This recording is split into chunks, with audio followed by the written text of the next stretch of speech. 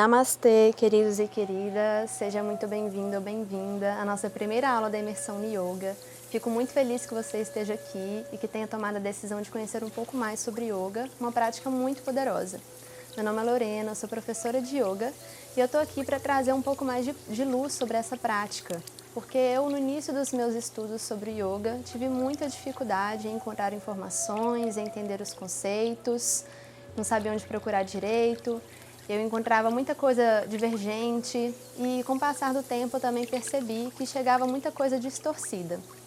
Então, eu estou aqui para esclarecer vários conceitos, organizá-los e trazer uma experiência onde a gente possa aplicar esses conceitos, que vai ser nas nossas práticas.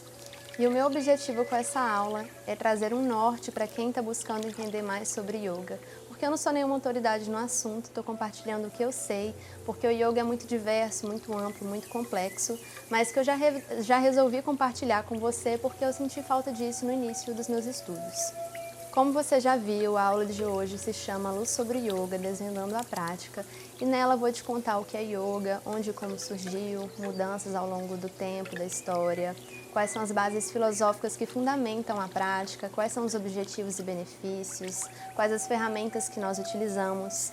Mas antes, para te contar tudo isso, você precisa conhecer um pouco mais sobre quem está te falando isso, né? O porquê que eu estou aqui te contando tudo isso. Então eu vou contar um pouco sobre a minha jornada no Yoga. Eu falo que eu sempre gostei muito de ajudar as pessoas a compreenderem melhor as coisas. Quando eu era criança, eu dava testes para minha irmã e para as amigas dela, que eu formulava lá no computador, brincava de escolinha, né? E no colégio, no ensino fundamental e no médio, eu sempre montava grupos de estudos para a gente estudar para as provas. E eu realmente amava fazer isso. Eu não estou aqui falando que eu era caridosa, só que eu me sentia muito bem em ver que as pessoas entendiam melhor as coisas através de mim. Mais tarde, eu cursei Biologia na UFMG para ser professora. O Yoga apareceu na minha vida em 2018, muito recente, né? Foi um ano de intensos desafios que me desgastavam emocionalmente e mentalmente.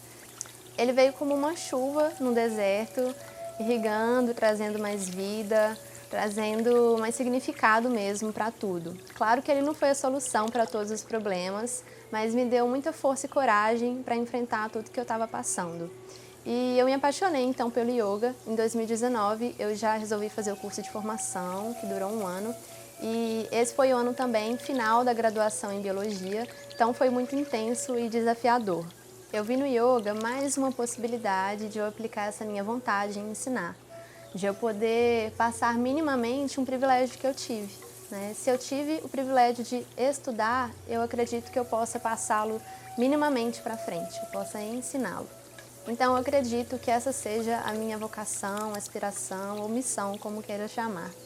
E em 2020, eu criei um canal no YouTube chamado Astral Yoga, em que eu compartilho aulas de yoga gratuitas com o propósito de tornar o yoga acessível a mais pessoas. E um tempo depois, no mesmo ano, eu criei o meu plano de aulas de yoga, que eu chamei de Plano Astral, em que eu ofereço aulas um pouco mais longas que a do canal. E o meu propósito com essas aulas é fornecer ferramentas para que as pessoas tenham experiências e que, através dessas experiências, elas possam se conhecer melhor, se sentirem melhor, através do reconhecimento de que elas já são seres completos e potentes. É claro que o yoga ele não substitui terapia, psicólogo ou psiquiatra, mas você reconhece que com a prática você vai ampliando a sua percepção acerca das coisas. Você vai criando uma consciência de coisas que você não via antes. E isso não é uma coisa que eu vou te contar ou que outro professor vai te contar. Isso é uma coisa que acontece internamente. Não é algo teórico e não necessariamente acontece de maneira intelectual, né? Intelectualmente. Por isso eu gosto de falar que o yoga é um caminho autônomo e único, porque as ferramentas elas podem ser iguais, né? Eu passo uma postura e todo mundo faz a mesma postura. Mas as experiências são individuais e únicas, e é isso que é o especial. Então não existe uma fórmula mágica, como uma receita de bolo, uma coisa fixa que todo mundo tem que seguir. O que existe é a sua forma de experienciar e de experimentar. O que existe é a sua compreensão e como você lida com todas essas experiências que o yoga proporciona. Bom, agora eu acho que eu já posso começar a contar um pouco da história do yoga para você. Claro que de forma bem resumida, né? Isso aqui não é um curso, é uma imersão, mas que será de muito valor e tenho certeza que vai esclarecer muitos assuntos para você. O yoga como nós praticamos hoje, chamado yoga postural moderno, nem sempre foi assim. Na verdade, as aulas com duração de cerca de 1 hora, com vários alunos, em estúdios de yoga com mensalidades muitas vezes caras, com várias posturas, é uma prática muito recente. Tem menos de 100 anos, tem cerca de 100 anos apenas. Tapas é a palavra mais antiga que se refere ao yoga e ela está presente lá nos Vedas, que eu vou falar sobre já já. Tapas é o termo mais antigo que se refere ao yoga, que está presente lá nos Vedas, que eu vou falar sobre já já. E tapas corresponde a um conjunto de práticas ascéticas na qual o homem se submete com muita disciplina e esforço. Porém, o yoga espiritualizou essa antiga tradição de tapas, dando agora mais importância à autotranscendência. E o yoga, nesse sentido, que se refere a um conjunto de práticas psicofísicas com o propósito de integrar mente, corpo e espírito para que se atinja um objetivo espiritual mais elevado e que tem como técnica principal a meditação, esse yoga surgiu lá perto do tempo de Buda, por volta do século VI a.C., cerca de 2.500 anos atrás. Então, assim como tudo que começou há muito tempo, o yoga esteve sujeito a muitas mudanças. A cultura filosófica e religiosa da Índia foi praticamente construída com base em um conjunto de escrituras sagradas conhecidas como Vedas, que foram sendo elaborados ao longo do tempo por vários sábios e que foram compilados cerca de 1000 anos antes de Cristo. Essas escrituras têm como característica terem sido reveladas, no sentido de que não foram homens que pensaram aquilo, são palavras faladas pelo divino. As 4 escrituras básicas dos Vedas descrevem elaborados rituais ascéticos e mantras que se centravam na adoração de deuses.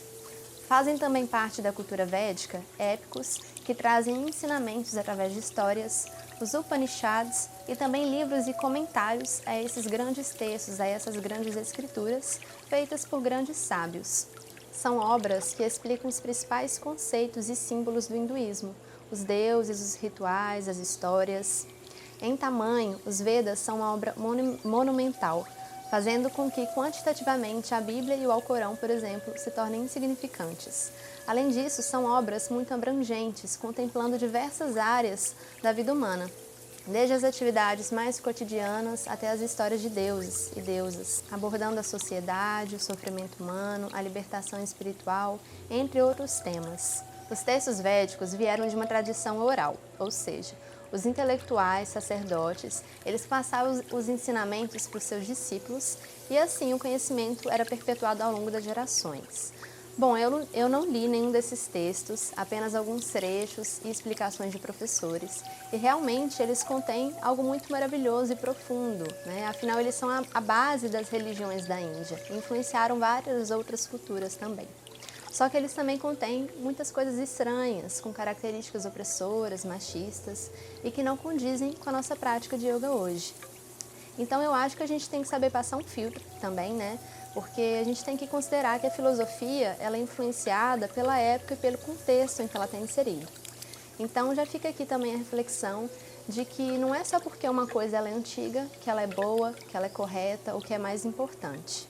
O Vedanta, que é o estudo dos Vedas, fala sobre um afastamento da nossa experiência mundana e, consequentemente, do nosso corpo. Para eles, tudo é Brahman. Brahman é o Deus na cultura hinduísta. E Brahman é eterno. Só é real o que é eterno. Logo, a nossa experiência mundana, o nosso corpo, é ilusório e a gente deve se afastar dessa experiência. Só que como a gente pode praticar asanas, pranayamas, entoar mantras, negando o nosso corpo, negando a nossa realidade, se nós utilizamos o nosso corpo para fazer tudo isso? Além disso, essa obra fala sobre a divisão da sociedade em uma hierarquia, em um sistema de castas. E isso é muito cruel.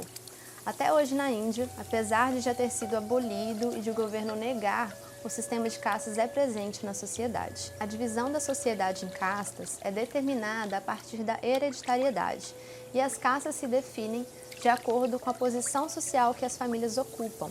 Essa segregação resulta numa desigualdade social muito grande, que é explicada pelo fato de um indivíduo não poder ascender para uma casta superior mais elevada. A casta mais alta é a dos brahmanes, que são sacerdotes, então eles são os mais privilegiados. Inclusive, dentro dos próprios Vedas, era exigido que os ensinamentos e explicações das escrituras fossem passadas sob a orientação de um mestre brahmane, para evitar especulações. Então, os únicos que podiam ter acesso a esses conhecimentos eram as pessoas das castas mais elevadas. As mulheres, então, elas eram totalmente subjugadas, excluídas e caladas. Isso é mais um reflexo de como a cultura védica era opressora, machista em alguns aspectos. O Buda que a gente conhece, que na verdade se chamava Siddhartha Gautama, se rebelou contra esse sistema e ele foi contra os Vedas. Ele foi um subversivo, apesar de pertencer à segunda casta mais elevada, que é a dos guerreiros. Muitas pessoas acham que o budismo e o Vedanta andam juntos, mas na verdade o budismo repudia os Vedas. Uma outra obra posterior aos Vedas, mas também muita importância na história da Índia e do Yoga, e também é muito famosa, é o Yoga Sutra, que foi escrita por Patanjali, que segundo algumas fontes foi um sábio yogi brahmane, e segundo outras fontes, na verdade, foram vários sábios. Mas o mais importante é que o Yoga Sutra fala de uma prática meditativa, através de aforismos, que são pequenas frases, mas com sentido muito amplo e complexo. E aqui já cabe falar que muitos praticantes e professores acreditam que a única filosofia do yoga é o Yoga Sutra. E na verdade, yoga são várias filosofias, né? E muitos ainda acreditam também que existe um código de ética e moral presente no Yoga Sutra, chamado Yamas e Niyamas, que na verdade são meditações. Só que as pessoas interpretam de outra forma, achando que são normas a serem exigidas dos praticantes, porque é muito mais fácil falar que é assim. O professor de yoga hoje não tem que ensinar códigos de moral e conduta para ninguém. Isso não é a função dele, moldar o caráter das pessoas. Isso é aprendido com a vida. O professor de yoga hoje, que não é um guru, que fique claro isso, a única função dele é fornecer ferramentas para que cada um reconheça a potência dentro de si, para que cada um tenha suas próprias experiências. Então a gente vê por aí sendo passada como única parte teórica do yoga, o Yoga Sutra. Isso é simplificar muito a prática, muito o yoga e perder muito do que essa filosofia de vida tem a oferecer. O Yoga Sutra é sim uma obra muito relevante e importante para o yoga, especificamente para uma prática meditativa. Só que nessa obra nem se descrevem posturas corporais, apenas é falado que a postura deve ser confortável e estável, apenas fala as características dessa postura. No entanto, a prática que nós conhecemos e que nós praticamos hoje, ela tem um pequeno momento de meditação apenas e é repleta de posturas. E na maioria delas, a gente não se sente confortável e estável. Além disso, o Yoga Sutra fala sobre se afastar da experiência corporal, porque nessa obra o corpo é um empecilho, ele é sujo. Só que, novamente, como a gente pode achar que o corpo é um empecilho e ainda assim utilizar o corpo para fazer asanas, para praticar pranayamas, para entoar mantras? Não combina, é contraditório. Então, a gente tem que ter em mente que o yoga ele é resultado de muitos anos de mudanças e de muitas filosofias que foram moldando a prática ao longo do tempo. Ele não é baseado apenas em uma escritura, em um livro ou em um sutra. O yoga ele está sendo ainda, ele é uma prática viva, que é moldada pela cultura em que ele está inserido, pela época, pelo local. Então o yoga ele é muito complexo. Até então, a prática de yoga era excludente na maior parte da Índia, porque ela era restrita aos brahmanes, que eram os sacerdotes, que era a casta mais alta da Índia. As mulheres, então, elas estavam longe dessa prática. O yoga ele era um privilégio de poucos. Até que na Idade Média ocorreu um movimento contra a cultura chamado Tantra, contra essa cultura védica que era opressora, machista e excludente. O Tantra ele trouxe uma nova perspectiva a respeito do corpo e também da tradição dos Vedas. O corpo, que antes era um empecilho, era sujo, agora ele é relevante, ele é sagrado, porque o corpo, segundo a perspectiva tântrica, ele é uma expressão do universo, ele é uma expressão do macrocosmo. A palavra Tantra significa texto ou teoria e se refere mais comumente às escrituras que se afirmam ter sido reveladas pelo deus ou pela deusa e que começaram a aparecer na Índia por volta do século VI d.C. E, na verdade, quando nós hoje tentamos chamar o Tantra de um fenômeno ou de um movimento, é uma tentativa dos estudiosos em definir uma coisa que, na verdade, é muito diversa, porque existiram muitos textos tântricos ou tantras diferentes entre si. Na Índia medieval, para os praticantes receberem os ensinamentos tântricos, eles tinham que passar por um processo de iniciação tântrica. Então, essas pessoas, esses praticantes, eles recebiam os ensinamentos dados por um guru específico em uma linhagem específica tântrica e eles praticavam apenas o que esse guru falava para eles. Então, para cada praticante naquela época, o Tantra, como um movimento espiritual, não era algo tão complexo como nós vemos hoje, porque para eles não importava o que os outros Tantras diziam. Os estudiosos aqui no Ocidente tentam definir o Tantra como um fenômeno quando eles olham para o que essas várias escrituras, esses vários textos tinham em comum. E quase nenhum desses textos está publicado até agora, tanto na Índia quanto fora dela, porque eles existem em sua maioria na forma de manuscritos, que são inacessíveis fisicamente, além de eles estarem escritos em uma língua muito distante da nossa. O que nós temos acesso hoje são as traduções de comentários a essas escrituras e também outras obras que foram inspiradas nesses textos. Com exceção de uma obra, que nós temos acesso à tradução completa dela, chamada Vijnana Bhairava Tantra, só que na verdade muitas pessoas falam que essa tradução é feita incorretamente, que tem vários erros. Mas hoje a gente pode afirmar que o Tantra foi um fenômeno espiritual e que ele influenciou de alguma forma todas as religiões indianas, apesar de ele ter sido praticado por uma pequena parcela da população. Além disso, ele foi um movimento inclusivo em que agora as mulheres poderiam praticar também. E também eles cultuavam várias deusas. Bom, mas o que une todos esses textos diferentes entre si para que a gente possa classificá-los como Tantra? Além da ruptura com o sistema de castas e com a cultura opressora e excludente, a gente pode dizer de uma maneira abrangente que o Tantra ele tem algumas características principais. São elas a centralidade do ritual na adoração e evocação de deuses, e isso se dá através de mantras, de técnicas de meditação e de visualização, a necessidade de uma iniciação tântrica e a necessidade de um guru, enfatizando aí a importância do professor na transmissão desses ensinamentos. A partir daqui, eu vou descrever as características tântricas segundo uma perspectiva não dual, mais especificamente o Tantra Shaiva não dual. O não dualismo corresponde a dizer que não existe separação entre o ser humano e Deus, entre o corpo e a natureza. Nós somos uma só consciência, nós somos parte da natureza. E a gente é o próprio universo se manifestando e se experimentando. Então a gente contém toda a potência do universo dentro da gente, no nosso próprio corpo. Para que nós reconheçamos esse universo dentro do nosso corpo, o Tantra oferece uma metodologia.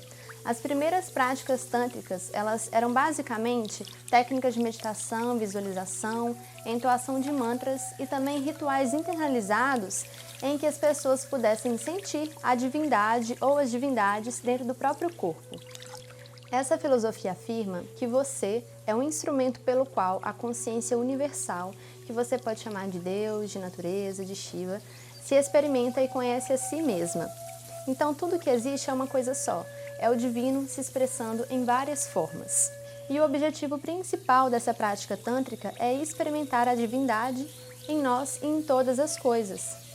Uma coisa que o Tantra fez foi se apropriar de várias imagens védicas, ou seja, de várias divindades que estavam presentes lá nos Vedas. Então o Tantra ele deu um novo significado para tudo aquilo. O que não foi o caso do budismo, por exemplo, que ele descartou tudo, né? O budismo ele repudia os Vedas. Segundo o Tantra, o nosso corpo é cosmológico, ou seja, não há diferença entre o nosso corpo e o universo. Todas as divindades habitam o nosso corpo. Então agora o corpo ele é muito relevante. Essa foi a ideia principal para o surgimento das práticas corporais que hoje nós conhecemos como Hatha Yoga. Segundo o Tantra Shaiva, a divindade tem dois aspectos. Um é a consciência, que permeia e constitui tudo e que é transcendente em todas as limitações e qualidades. E o outro aspecto é o poder de manifestação dessa consciência, que é perceptível pelos nossos sentidos e pela nossa mente. A consciência é chamada de Shiva, que é personificada como uma divindade masculina, e o poder dessa consciência é chamado de Shakti, que é personificada como uma divindade feminina. Shiva e Shakti, na verdade, são um só. Não existe Shiva sem Shakti, assim como não existe o fogo sem calor. A visão de realidade dessa filosofia, do Tantra Shaiva não dual, diz que tudo que existe é essa consciência, Shiva, pulsando e se experimentando através do seu poder de manifestação, Shakti. Em nós, a Shakti, que é esse poder de manifestação, é representada por Kundalini.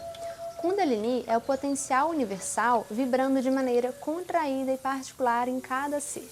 Então a Kundalini, ela não é uma cobrinha que fica enrolada lá na base da nossa coluna. Isso é só um simbolismo, isso é uma forma de representar. E é através das práticas tântricas, quando nós praticamos asanas, pranayamas, entoamos mantras e outras técnicas, que a gente reconhece esse poder em nós, a potência do universo no nosso corpo, que é a nossa real natureza. O Tantra não dual mais radical, ele diz que a gente não precisa fazer nada, que a gente não precisa praticar nada. Tudo que a gente precisa fazer é só reconhecer o que nós já somos. Só que como hoje em dia é muito difícil a gente conseguir fazer isso, né, considerando aí a nossa realidade sociopolítica, sociocultural, o que a gente faz é utilizar essas técnicas tântricas, né, para ajudar a gente a lembrar disso tudo, para ajudar a gente a lembrar da nossa real natureza, do nosso pertencimento ao todo. E isso se dá através da contemplação das nossas sensações enquanto a gente pratica. O que nós conhecemos por yoga aqui no Ocidente é um misto de Vedanta e Tantra. Só que como nós vimos, os dois são praticamente opostos. Enquanto um fala de se afastar da experiência, o outro fala de abraçar a experiência. Isso gera muita confusão na nossa cabeça, porque uma hora você lê que você tem que praticar para reconhecer o universo no seu corpo, e outra hora você lê que o mundo é uma ilusão. E aí você pensa, por que eu vou praticar então se o mundo é uma ilusão? Né? O Vedanta ele fala que o corpo ele é um empecilho, que ele é ilusório. Então você pensa, por que eu estou aqui nesse planeta então? Né? Qual que é o sentido? Por que eu sinto dor se o mundo é uma ilusão? Então é muito contraditório e fica muito confuso quando a gente vê os dois juntos, o Vedanta e o Tantra. Eu não estou aqui julgando a prática de ninguém. Se você pratica yoga e tem como base o Vedanta, ok. Se funciona para você, ok. Só que para mim não faz sentido, não combina. Bom, mas você já deve estar aí se perguntando o que o Tantra tem a ver com o yoga que a gente pratica hoje. O yoga moderno que nós praticamos hoje, ele teve origem lá no Tantra Shaiva não dual.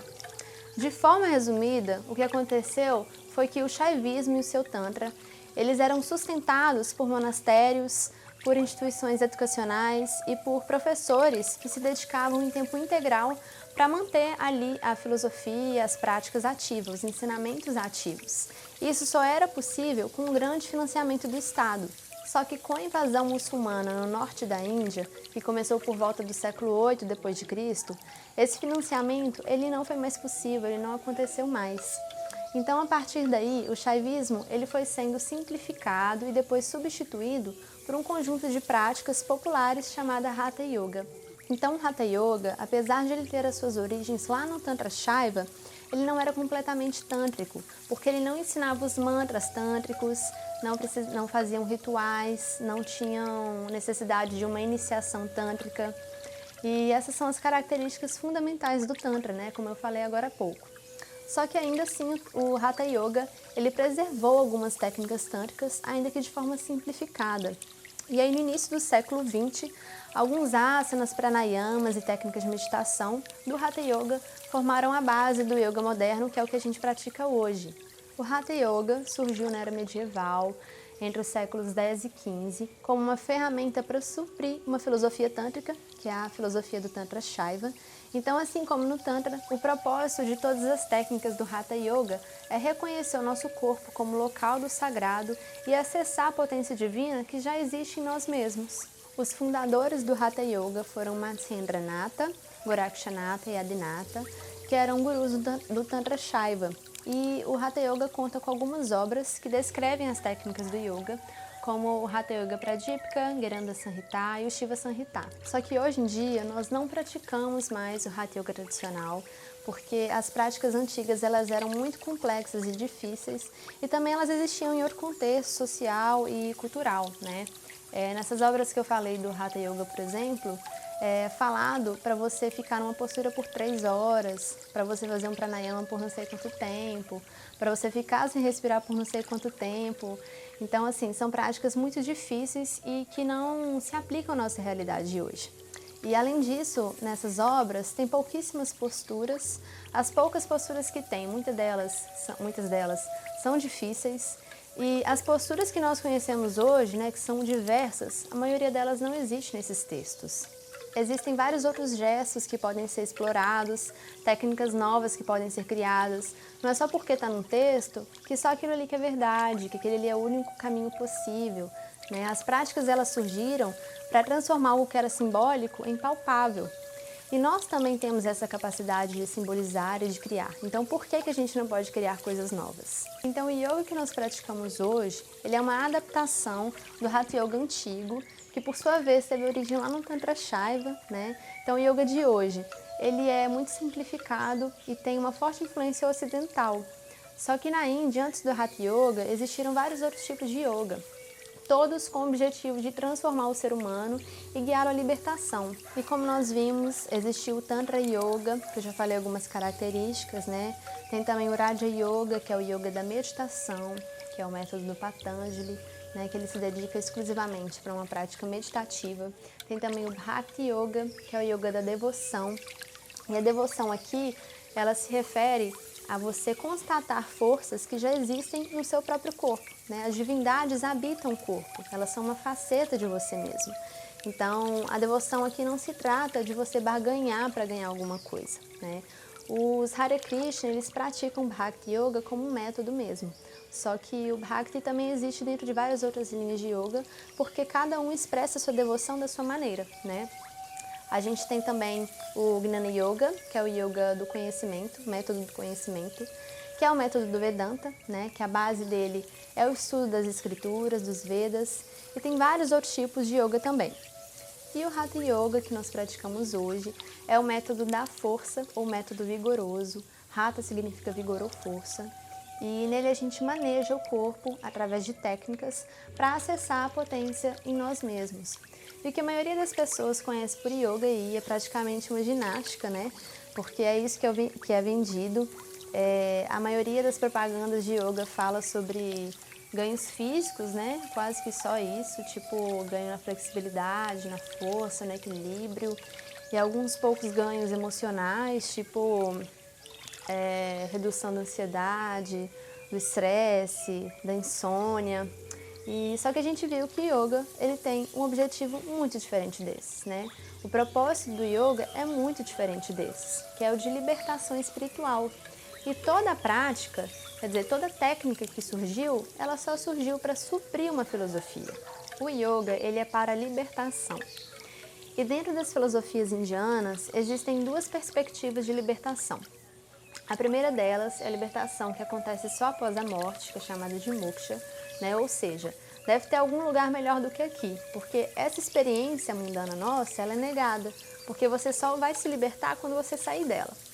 E a outra perspectiva é a libertação que acontece em vida, que é quando a gente busca entender que a gente faz parte do todo, né? É uma libertação no sentido de você se libertar de toda a limitação imposta pela sociedade e por você mesmo, para que então a gente possa reconhecer a nossa real natureza, para que a gente possa ser quem a gente é de verdade, fazer o que a gente gosta e por que a gente gosta.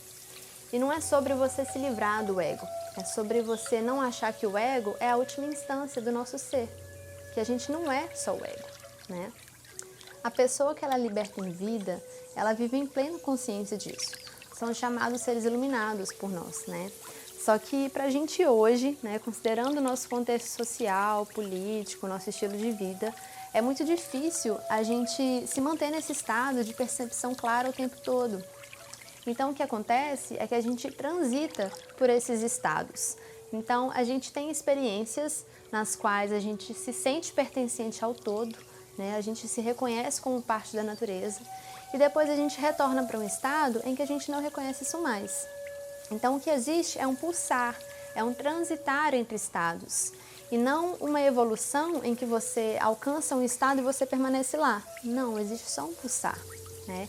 E você também, para reconhecer a sua real natureza, você não precisa praticar, sei lá, por anos. Você pode reconhecer a sua real natureza agora mesmo, porque ela já está aí dentro de você. É só você reconhecer.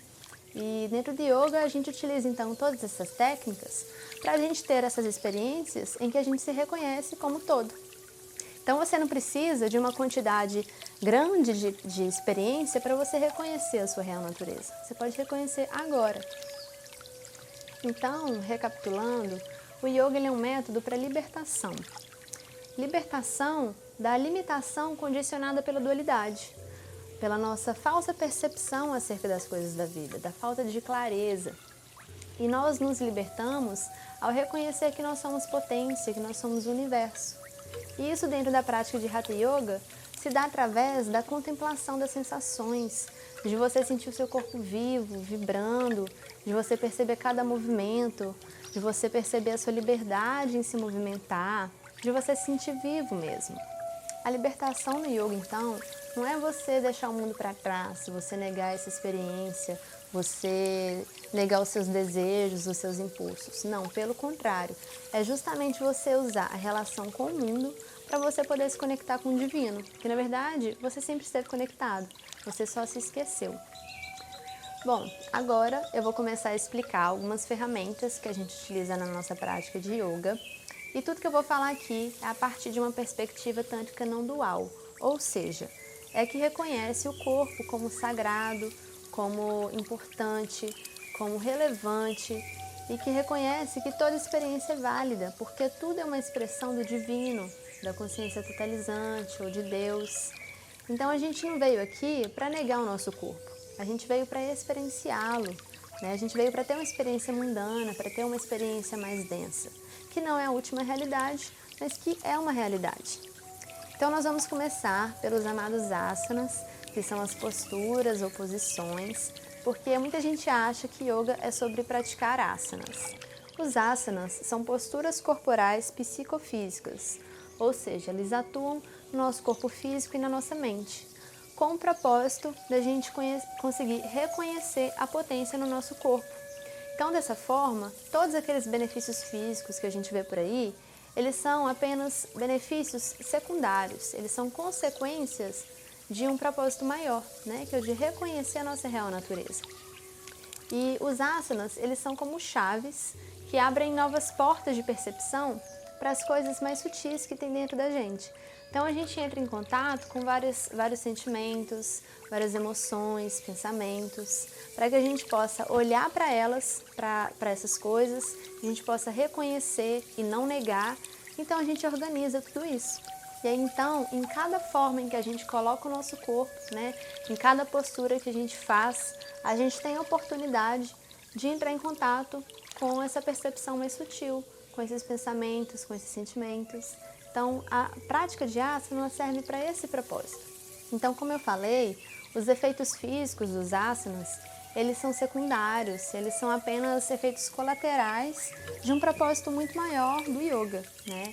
E claro que vai ter benefícios físicos para o nosso corpo, sim, né? De uma maneira geral. A prática de asanas, ela atua aumentando a nossa saúde, a nossa vitalidade, porque, claro, né, estimula o bom funcionamento dos nossos órgãos, do nosso corpo, dos sistemas, facilita processos de eliminação, de purificação, fortalece a nossa musculatura, as articulações. Só que a gente tem que tomar cuidado para não utilizar os asanas como remédio para problemas pontuais, porque cada asana pode sim ativar mais uma região, beneficiar mais uma região do que outra, só que a gente tem que olhar para a prática de asana como uma prática completa, integrada, em que cada passo, cada postura que a gente coloca no nosso corpo vai beneficiar todo o nosso organismo. Né? A gente não pratica yoga para curar, a gente pratica para experimentar. Para Patanjali, lá na sua obra Yoga Sutra, ele fala que o asana deve ser confortável e estável. Só que a gente viu que isso não condiz com a nossa prática atual de asanas, que ela é repleta de posturas. Então a gente pode dizer que a chave para a prática de asana hoje, atual, é a gente estar consciente da ação, consciente no que a gente faz, né? Que é o estar presente. E uma das melhores ferramentas para a gente conseguir isso, para a gente conseguir ficar presente, é a respiração. Então a gente utiliza a respiração para levar o nosso movimento. E é a respiração que diz qual o tipo de movimento que a gente vai realizar e qual a velocidade do movimento. Então não importa quantos asanas você consegue fazer ou qual variação você já está, qual você consegue, o que importa é o quão consciente você está quando você está praticando os asanas. Dessa forma, então, a gente pode dizer que a prática de asanas ela é um conjunto de gestos simbólicos que a gente faz com o nosso corpo para expressarmos a nossa potência, a nossa real natureza. Então a prática se transforma num ritual. A gente pratica reconhecendo que cada movimento nosso, cada forma que a gente assume é uma expressão do universo, uma expressão da natureza e por isso é sagrado. É divertido praticar asanas, muito, só que yoga não é sobre performance, não é sobre competição. Você não é um praticante melhor ou mais avançado só porque você consegue fazer uma postura mais avançada, mais difícil. A gente pratica por praticar, para ter experiências, não é para atingir algum objetivo específico, para fazer alguma postura específica. A gente pratica para sentir o nosso corpo vivo, para sentir o corpo vibrando, para então a gente perceber as sensações que vêm através das posturas e reconhecer isso, a nossa real natureza. Como a prática de asanas é uma prática física, né? A gente utiliza o nosso corpo físico, a gente também pode se lesionar sim. Então, um bom professor, né, que tenha conhecimento sobre o nosso corpo é fundamental para a gente ter uma prática segura. Comandos errados podem causar problemas sérios para os alunos, para os praticantes. Então é interessante que você experimente aulas com diferentes professores para que você veja quais são aqueles que te dão comandos claros e abundantes e quais são aqueles que te dão comandos escassos e confusos. E também para a gente evitar se lesionar, é importante que você siga claramente, que você siga corretamente os comandos que esse professor dá, né? Porque você tem que estar ali comprometido com aquilo que você está fazendo. Outro ponto importante para a gente evitar acidentes e lesões é não tentar fazer uma postura a todo custo, né? A gente viu que yoga não é sobre isso. Não é só porque existe uma postura que você pode fazê-la, que o seu corpo dá conta de fazer. E também não é só porque você consegue fazer uma postura que ela está fazendo bem para o seu corpo. Tem muitas posturas que elas exigem muito das nossas articulações, podendo sobrecarregá-las e até lesionar. Então é importante que a gente também esteja atento aos sinais que o nosso corpo dá, né? Se você sente algum incômodo, comunica com o professor, tira dúvida com algum professor, algum profissional da área. Se você sente que está forçando muito ali, para, né? Não tenta fazer a todo custo. Então assim, se você acha que o yoga ele é sobre asana, você vai se apegar sim à prática de asana e você vai se machucar para tentar fazer um asana a qualquer custo. Porque se você não faz uma postura difícil, quer dizer que você não é um bom praticante. E não é sobre isso, né? E tem algumas linhas no yoga muito famosas que elas prezam tanto pelo físico que as pessoas dessas linhas, né, os professores, se tornam fiscais. Que eles acabam esquecendo o real propósito do yoga e eles valorizam só o alinhamento perfeito. E tem um professor, né, um professor muito famoso aí que criou uma linha que está no mundo todo, é muito famosa, que ele faz os ajustes nos alunos de forma muito abusiva. Ele machuca os alunos, dá tapas, tem vários vídeos aí na internet. Sem contar, né, os casos dos professores que se intitulam mestres e gurus, né, que disso não tem nada, que eles abusam das alunas, eles assediam as alunas. Então eles fazem ajustes passando a mão, passando o corpo deles nas partes íntimas das alunas. Isso é muito sério, isso é horroroso. Então assim, abuso dentro do yoga é algo muito comum e algo muito sério. Se você passou por isso, ou se você está vendo alguém passando por isso, sai desse lugar imediatamente, porque isso não é yoga. Ninguém tem o direito de encostar no seu corpo sem o seu consentimento e você tem que denunciar isso. Uma outra coisa que eu queria reforçar aqui é que o yoga ele é para todo mundo. Muita gente acha que para você praticar yoga, você já tem que ter alguma flexibilidade, que você tem que ser uma pessoa calma, uma pessoa tranquila, uma pessoa magra. Só que a gente viu hoje que o yoga nem é sobre isso, né? E mesmo que fosse para você ganhar alguma flexibilidade, força, a gente só conquista essas coisas praticando. Então esse discurso de que yoga não é para mim é só um reflexo de uma ideia distorcida do que é o yoga. Porque o yoga, ele não é sobre você ter mais flexibilidade ou ter mais força, né? Ele é um método de autoconhecimento e autotransformação humana, com objetivo espiritual. Não é um mero relaxamento ou fortalecimento. Então o yoga, sem uma base filosófica, não é yoga, é só uma ginástica. Não é desmerecendo a prática física, porque isso é muito importante, só que yoga não é sobre isso, né? Os asanas, eles são só uma das ferramentas do yoga. Inclusive, a gente pode praticar yoga sem praticar asanas, né? A maioria de nós é motivada a começar a praticar yoga por motivos como eu quero ser menos estressada, eu quero ter menos ansiedade, eu quero ser mais flexível, eu quero fazer aquela postura porque eu acho ela linda, né? Muita gente é motivada pela prática de asana e tá tudo bem com isso, né? A maioria de nós entra no yoga sim, e não é culpa de ninguém achar essas coisas, porque é o que é vendido por aí, é o marketing. Só que hoje você descobriu que yoga não é sobre isso, não é sobre essas coisas. Não existe nenhum pré-requisito para a gente praticar yoga, apenas que a gente tem um corpo. Claro, né, que em alguns casos de você ter algum problema de saúde grave, de você ter algum problema físico, ou tá lesionado, né, tem alguma lesão no seu corpo, a prática de yoga não é indicada. Então é sim importante que, se você tem alguma dessas condições, que você consulte um profissional da saúde, né, um médico ou fisioterapeuta, para saber se você pode praticar. O que acontece muitas vezes também é que as pessoas acabam desanimando ou desistindo de praticar, porque dentro de uma aula, né, lá na prática de asanas, elas acham que elas têm que fazer igualzinho o professor ou professora, e que se elas não estiverem fazendo igual, elas estão fazendo errado. Só que o professor, ele está ali só para guiar o seu movimento, só para falar para onde você tem que ir e como você tem que fazer aquilo, e não até onde você tem que chegar, porque isso depende do corpo de cada um. Então cultive a paciência, cultive o respeito com o seu corpo, porque o yoga, ele é sobre a gente reconhecer o ser completo e pleno que a gente já é, porque a gente é o universo. Então pratique por praticar, né? Aproveite a jornada, seja onde você estiver. Aproveite cada postura, seja qual variação você consiga fazer. Bom, então agora eu vou explicar um pouquinho sobre os pranayamas. As técnicas respiratórias do yoga, que nós comumente conhecemos por pranayamas, são diferentes de exercício respiratório, porque elas envolvem um simbolismo. Pranayama, na verdade, ele é um termo lá do Yoga Sutra, que significa suspensão temporária da respiração sem esforço. Nos textos de Hatha Yoga, as técnicas respiratórias são chamadas de Kumbhaka. Só que, como a gente viu hoje na história do yoga, muitas coisas são resgatadas, muitas palavras, conceitos, e o pranayama foi uma delas. Então, essa é a palavra que a gente utiliza, que a maioria das pessoas utiliza, para descrever as técnicas respiratórias. Muitas pessoas falam por aí que determinado pranayama acaba com a dor de cabeça, resolve algum problema respiratório, aumenta a sua capacidade pulmonar, ativa determinada glândula e por aí vai. Só que a gente tem que tomar cuidado com essas coisas, porque esse discurso reproduz a ideia de que yoga é remédio. E a gente não ativa nenhuma glândula do corpo fazendo exercício respiratório, não é assim que o nosso corpo funciona. A gente não vai também aumentar a capacidade pulmonar fazendo pranayama 5 minutos por dia, 10 minutos por dia. Lá no Hatha Yoga da Idade Média, em que existiam aquelas técnicas, aquelas práticas ascéticas que eram muito difíceis, aí sim aquelas pessoas talvez tivessem realmente um ganho pulmonar, um ganho respiratório, porque elas praticavam por muitas horas os pranayamas.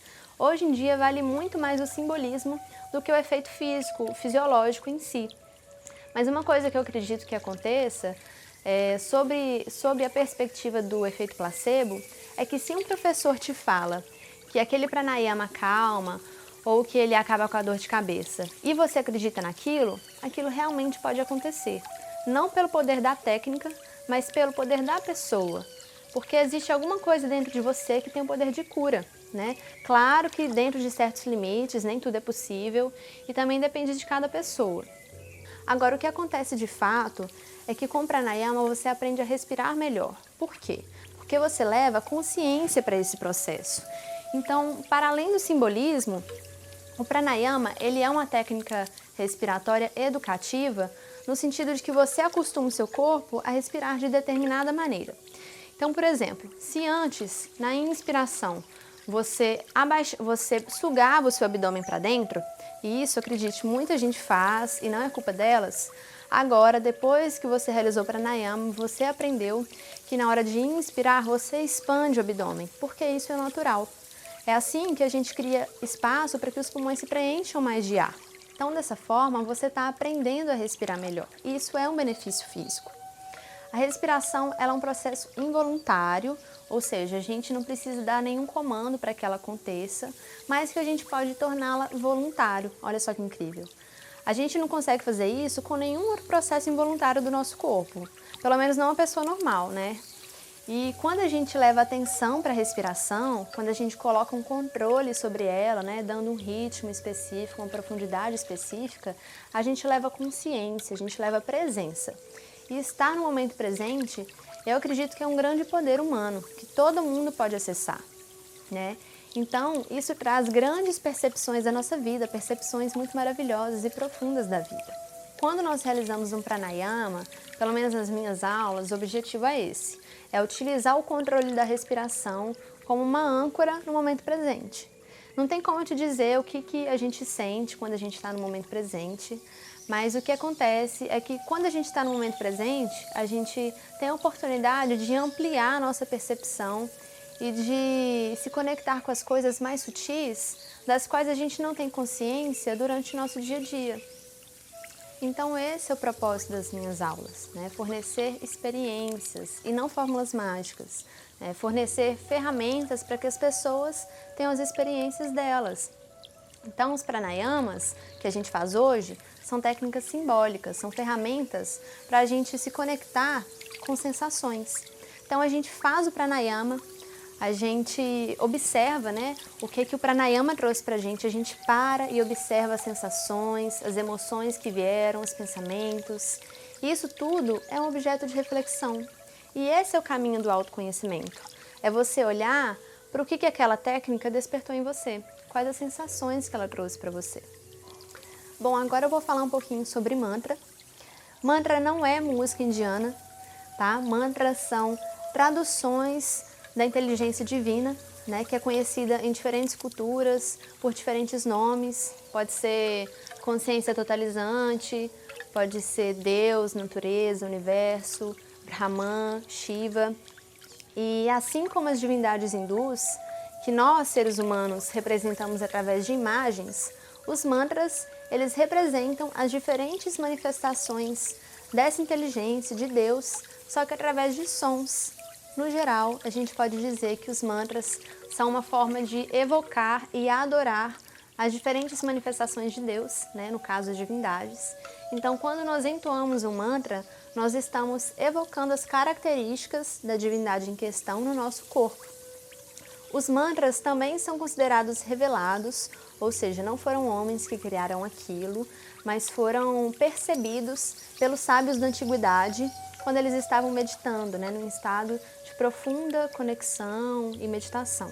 Existem vários tipos de mantras em diferentes línguas dentro da própria Índia e também várias formas de entoar os mantras.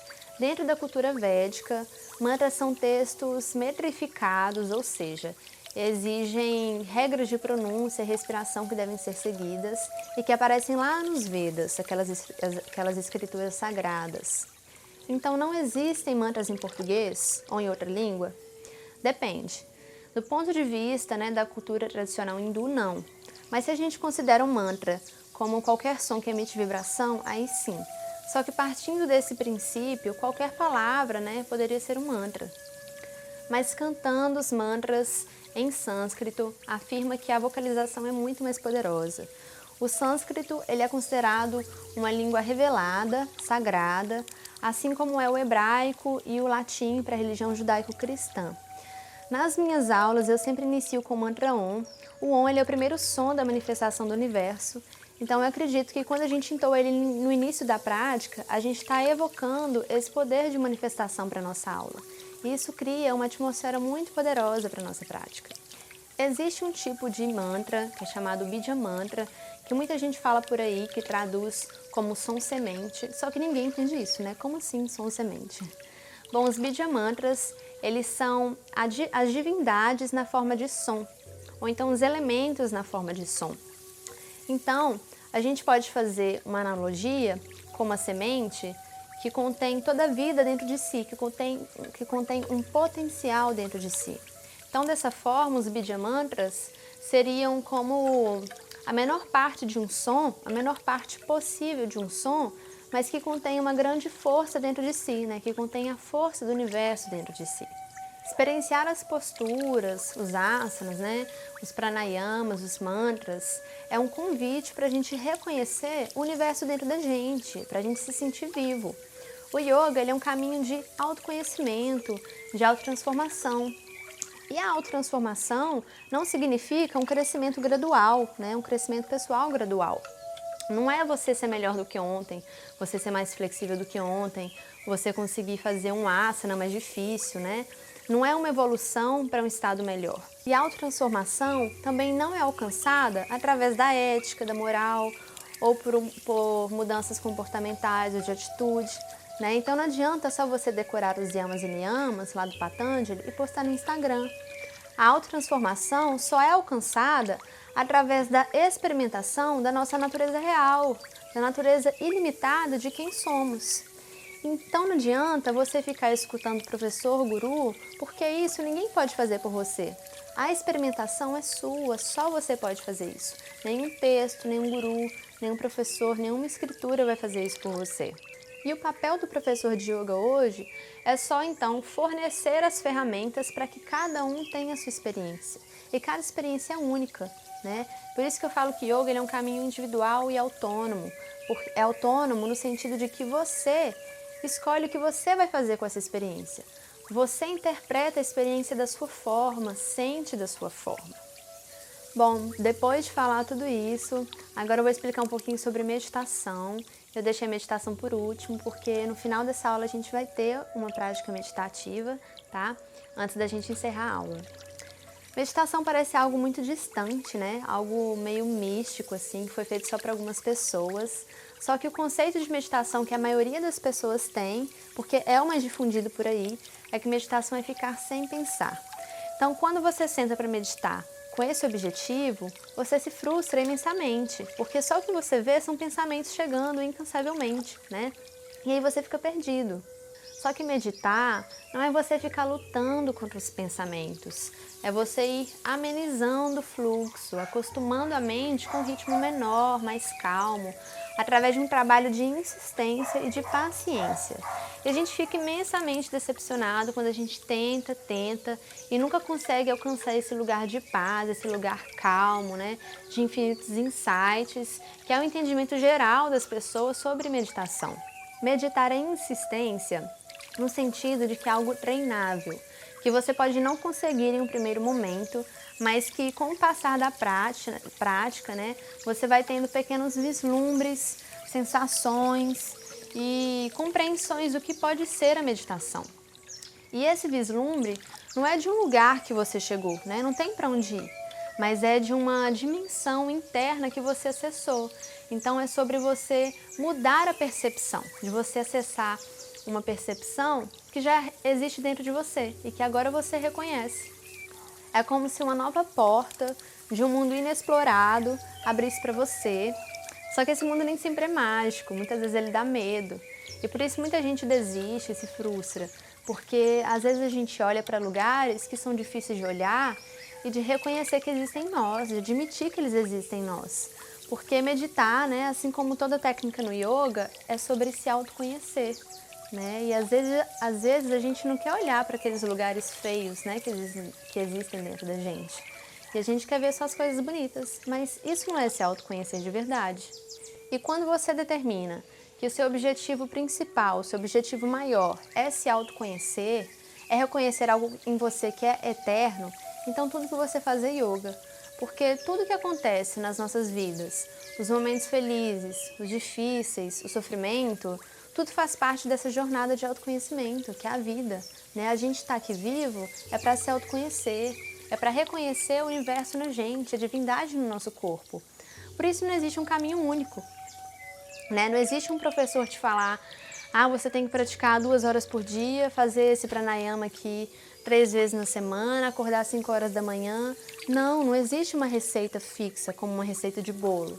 Não existe fórmula mágica para felicidade, nem para a paz interior, nem para o autoconhecimento. Por isso é um caminho autônomo, único, né? Individual. O que os professores deveriam passar para os seus alunos são somente ferramentas para que cada um se autodescubra e não normas para que todo mundo siga, né?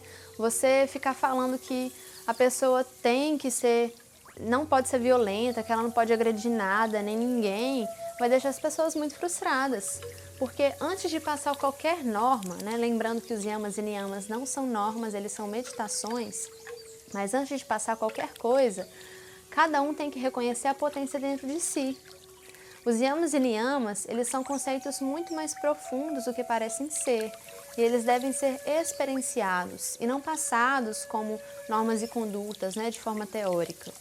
Meditar é absorver-se no todo. Não é necessariamente você se esvaziar de pensamentos.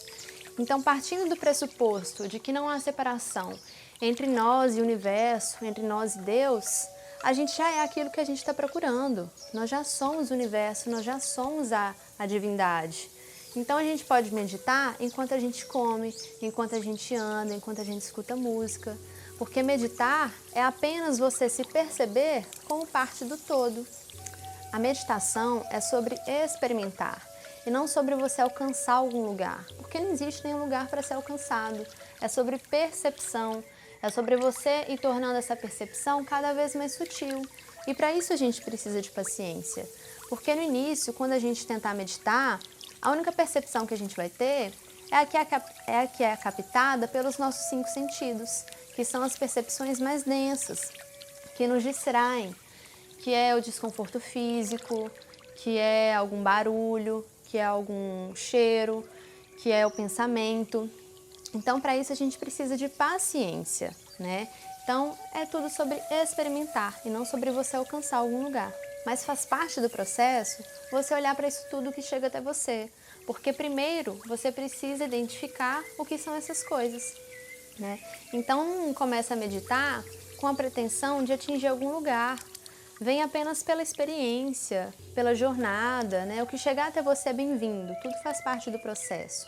Então, compreenda a meditação como estar com você, Como tentar se conectar com algo que é mais sutil.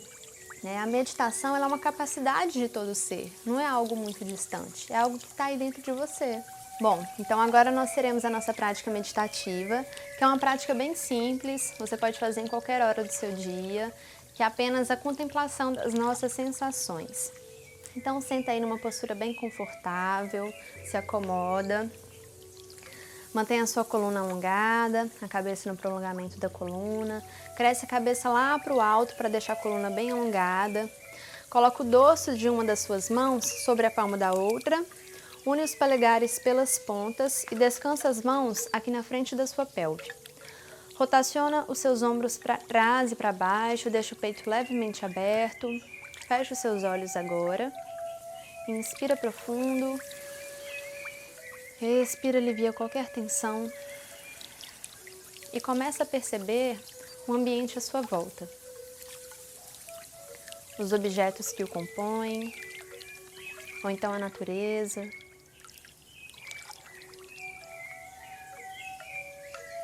Toma consciência de cada forma que está ao seu redor. Observa os sons.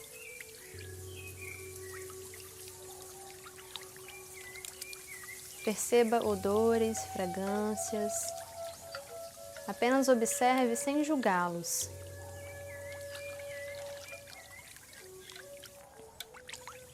Vá percebendo tudo o que os seus sentidos estão captando do mundo externo. E agora vai trazendo essa consciência cada vez para mais próximo de você.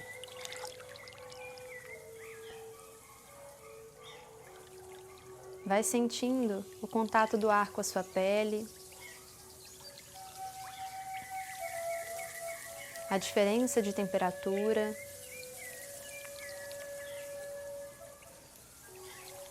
Sinta o toque da roupa na pele.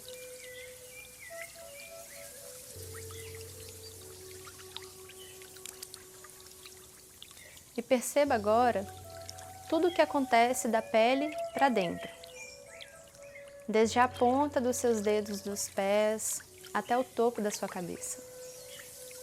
Vai fazendo um escaneamento do seu corpo, se preenchendo de consciência, passando por cada parte sem pressa.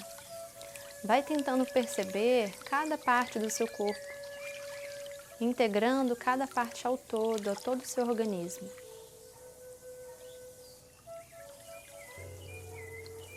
Se houver alguma região dolorida, Permaneça com a atenção nela por mais um tempinho e depois você continua.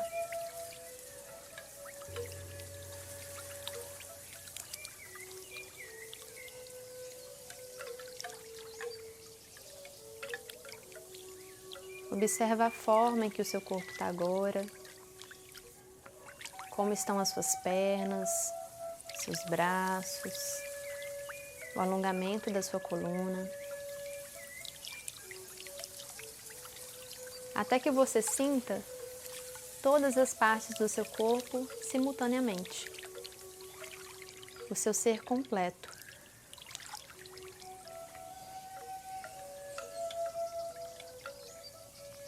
E agora, você observa o movimento que o seu corpo faz para respirar. Acompanhe esse movimento. Observa onde ele começa, quais as regiões do seu corpo que estão envolvidas com a respiração. Apenas observa a respiração, sem tentar controlá-la.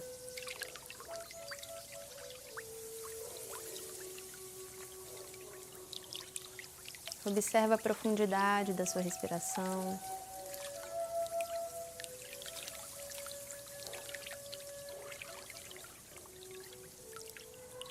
Observa o ritmo.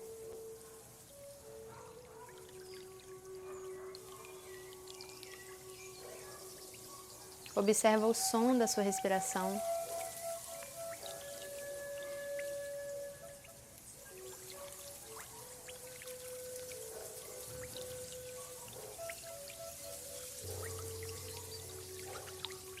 E se chegar algum pensamento, o que é natural, apenas retorne a sua atenção para a respiração, ou para alguma região do seu corpo em específica, que está envolvida, com a respiração, ou para o som, ou para a sensação de preencher os pulmões, de esvaziar os pulmões.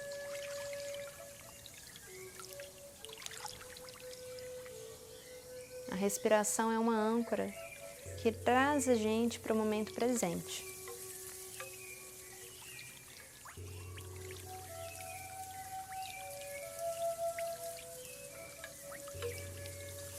Você se percebe no aqui e agora, apenas respirando, dando atenção para esse processo.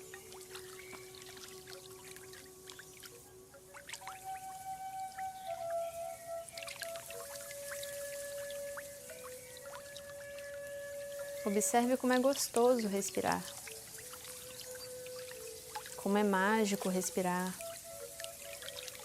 como o nosso corpo é incrível e faz praticamente tudo sozinho, sem que a gente precise dar um comando. Todas as suas células, tecidos, órgãos, sistemas e sentidos funcionando perfeitamente, te permitindo ter uma experiência completa da vida.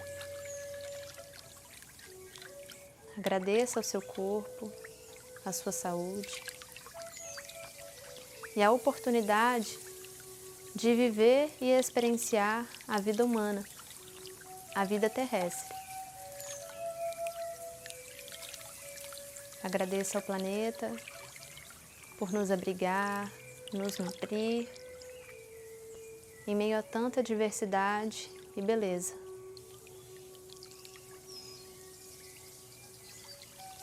Inspira profundo. Expira, vai abrindo seus olhos lentamente. Om Namah Shivaya. Bom, esse é o último momento da nossa aula e antes de finalizar, eu queria agradecer profundamente a minha professora Marcela. Eu estou estudando com ela, fazendo vários cursos e é ela quem está me ensinando o que é o yoga, esclarecendo várias coisas e está sendo um alívio para mim. Então ela de forma indireta contribuiu com essa imersão e um dos estudos que eu estou fazendo com ela, um dos cursos, é um estudo de um livro chamado O Tantra Iluminado, que é esse livro aqui, que é um livro incrível, que é referência no estudo do Tantra, especificamente do Tantra Shaiva não dual, que é o que eu expliquei para vocês. E para finalizar, eu vou ler um trecho desse livro, que é um dos trechos mais lindos que eu já li, que explica essa visão tântrica e que também pode servir de meditação, né, de uma prática meditativa. Então, se você quiser, fecha os seus olhos e continua aí contemplando, né, no caso agora, as palavras desse trecho aqui. Observa como vai ressoar em você. Bom, é um trecho que chama A Visão, que, como eu falei, explica a visão tântrica Shaiva não dual. Tudo que existe, ao longo de todo o tempo e além, é uma consciência divina e infinita, livre e estática, que projeta para dentro do seu campo de percepção uma vasta multiplicidade de sujeitos e objetos aparentemente distintos. Cada objeto existe como a realização de uma potencialidade eterna, inerente à luz da consciência. E cada sujeito também existe dessa forma, além de existir como um espaço contraído de autoconhecimento. Esta criação, um jogo divino, é o resultado do impulso natural dentro da consciência, de expressar a totalidade do seu autoconhecimento em ação, o impulso que surge do amor. A luz ilimitada da consciência contrai-se em espaços corporificados de consciência, por causa de seu próprio livre-arbítrio. Quando esses sujeitos finitos, então, identificam-se com a cognição limitada e circunscrita e com as circunstâncias que constituem essa fase de sua existência, ao invés de se identificarem com a pulsação infinita e transindividual de pura percepção, que é a natureza verdadeira deles, eles experienciam o que chamam de sofrimento.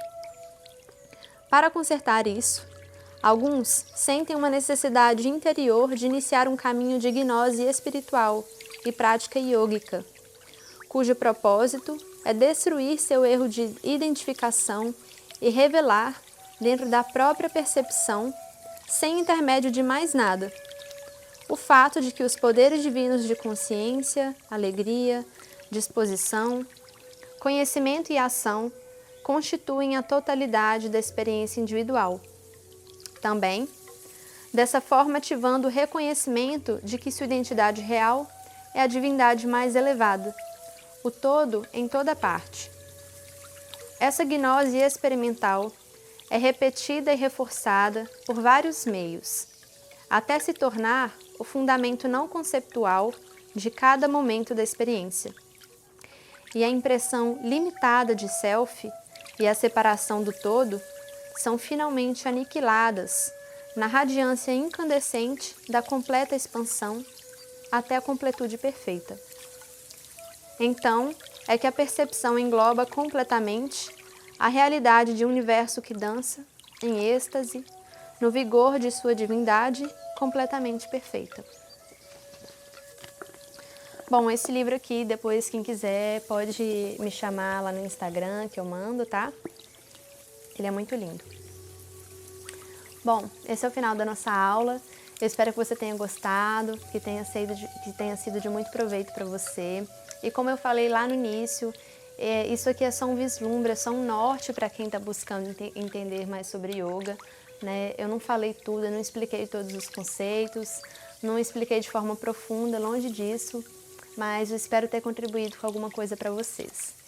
E eu vejo você na nossa próxima aula, que é uma prática de yoga completa que eu chamei de Surya. Om Namah Shivaya, gratidão pela sua presença aqui.